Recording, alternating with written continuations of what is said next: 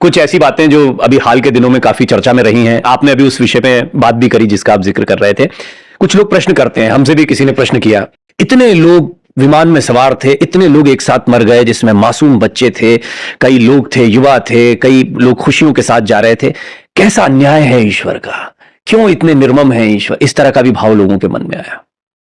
देखिए, प्रकृति ही ईश्वर है और प्रकृति न्याय निरपेक्ष है। न तो वहां न्याय है न वहां अन्याय है, वहां बस एक बड़ी व्यवस्था है और छोटे संयोग हैं।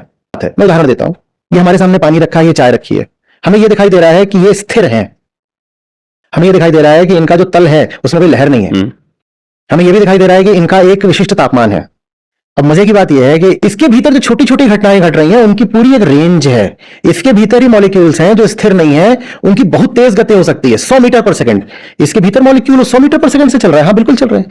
100 मीटर वाले भी हैं, 1000 मीटर पर सेकंड वाले भी हैं, शून्य वाले भी हैं, एक दिशा में 100 मीटर वाले हैं, दूसरी दिशा में 100 मीटर, माने दोनों की वेलोसिटी बिल्कुल अलग है। ये सब कुछ है, उनकी वेलोसिटीज अलग हैं, उनके टेम्परेचर्स अलग हैं।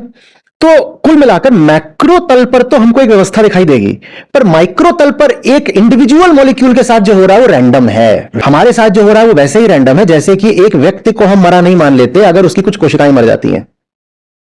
आप कहिए कि ये तो बड़ा अन्याय है, मेरी कुछ कोशिकाएं मर गई। नहीं, वो चलता रहता है। वैसे ही ब्रह्मांड को फर्क नहीं पड़ता अगर कुछ लोग जीते हैं कि मर जाते हैं। आपको फर्क नहीं पड़ता ना, लगातार आपकी कोशिकाएं मर रही हैं, जन्म भी ले रही हैं आपके भीतर, कोई फर्क नहीं पड़ता।